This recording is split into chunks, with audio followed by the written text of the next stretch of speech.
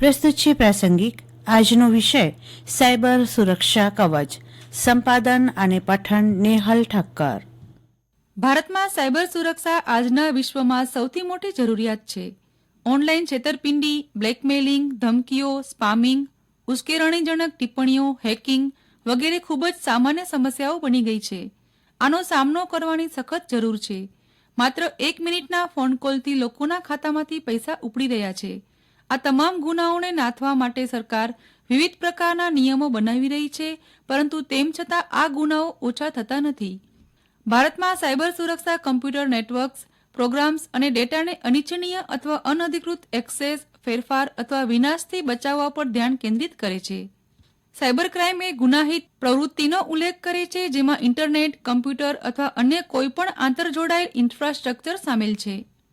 Cyber ગુનાઓ કયા પ્રકારના હોય છે તેના પર નજર કરીએ તો બૌદ્ધિક સંપત્તિની ચોરી. બૌદ્ધિક સંપત્તિને નવીનતા, નવા સંશોધન, પદ્ધતિ, મોડેલ અને ફોર્મ્યુલા તરીકે વ્યાખ્યાયિત કરવામાં આવે છે જેનું આર્થિક મૂલ્ય હોય છે. બૌદ્ધિક સંપદા પેટન્ટ અને ટ્રેડમાર્ક્સ તેમજ વિડીયો અને સંગીત પરના કોપીરાઇટ્સ સાથે સુરક્ષિત છે. જ્યારે કોઈ વ્યક્તિ આ કોપીરાઇટ કરેલી વસ્તુની ચોરી કરે છે અથવા વિવિધ પદ્ધતિઓનો ઉપયોગ કરીને આ કોપીરાઇટ કરેલી વસ્તુને પોતાના નામે પેટન્ટ કરાવે છે ત્યારે આપણે તેને બૌદ્ધિક સંપત્તિની ચોરી કહીએ છીએ. ઈમેલ બોમ્બમારો. આ પ્રકારના સાયબર હુમલામાં ગુનેગારો કોઈ વ્યક્તિને પૈસા આપીને, બ્લેકમેલ કરીને, કોઈ ચોક્કસ શંકાસ્પદ લિંક પર ક્લિક કરવાની લાલચ આપીને મોટી સંખ્યામાં ઈમેલ મોકલે છે. જ્યારે તે વ્યક્તિ લિંક પર ક્લિક કરે છે ત્યારે તેના બેંક ખાતામાંથી પૈસા ઉપડી જાય છે. ત્યારબાદનું છે ફિશિંગ. ઈમેલ દ્વારા વ્યક્તિગત કે નાણાકીય માહિતી મેળવવાનો આ એક કપટપૂર્ણ પ્રયાસ છે.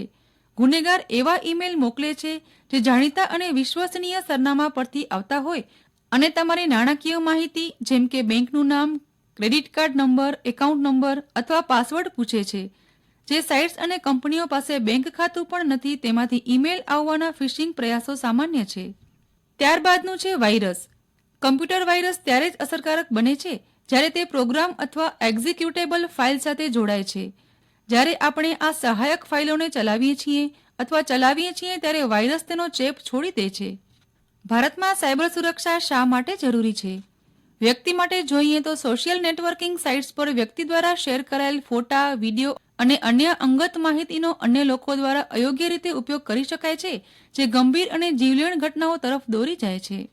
સરકાર માટે જોઈએ તો સ્થાનિક, રાજ્ય અથવા કેન્દ્ર સરકાર દેશ અને નાગરિકો સંબંધિત મોટા પ્રમાણમાં ગોપનીય ડેટા ધરાવે છે. ગ્રાહક અને સાર્વજનિક ડેટાની અનઅધિકૃત એક્સેસ દેશની ગોપનીયતા અને સુરક્ષા માટે ગંભીર ખતરો પેદા કરી શકે છે.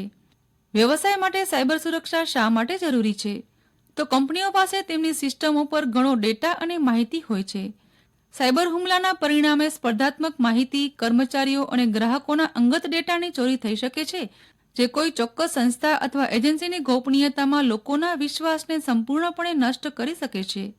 સોશિયલ મીડિયા એકાઉન્ટને સિક્યોર કરવા માટે પોતાની પ્રોફાઇલ લોક રાખો. પર્સનલ માહિતી શેર કરશો નહીં. 2 ફેક્ટર ઓથેન્ટિકેશનનો ઉપયોગ કરો. પ્રાઇવસી સેટિંગ્સ ઇનેબલ રાખો. અજાણ્યા લોકોને મિત્ર બનાવશો નહીં. પાસવર્ડ યુનિક અને રેગ્યુલર બદલો. આ રીતે ટેકનોલોજી સાથે જાતે રાખેલી સાવધાની અગત્યનો ભાગ ભજવે છે. ભારતમાં સાયબર સુરક્ષા સંબંધિત અનેક કાયદાઓ અમલમાં છે, જેમ કે સાયબર સુરક્ષા નીતિ. રાષ્ટ્રીય સાયબર સુરક્ષા નીતિ 2013 ભારતના નાગરિકો અને વ્યવસાયો માટે સુરક્ષિત અને સ્થિતિસ્થાપક સાયબર સ્પેસ બનાવવા માટે વિકસાવવામાં આવી હતી. આઈટી એક્ટ 2000 હાલમાં માહિતી અધિનિયમ 2000 એ દેશમાં સાયબર ક્રાઇમ અને ડિજિટલ કોમર્સ સાથે વ્યવહાર કરવા માટેનો પ્રાથમિક કાયદો છે. સરકારી સંસ્થાઓ માટે સમાજને વિશ્વસનીય સેવાઓ પ્રદાન કરવી, સ્વસ્થ નાગરિકથી સરકાર સંચાર જાળવવો અને ગોપનીય માહિતીનું રક્ષણ કરવું મહત્વપૂર્ણ છે. પ્રાસંગિકમાં આજનો વિષય હતો સાયબર સુરક્ષા કવચ. સંપાદન અને પઠન નેહલ ઠક્કર.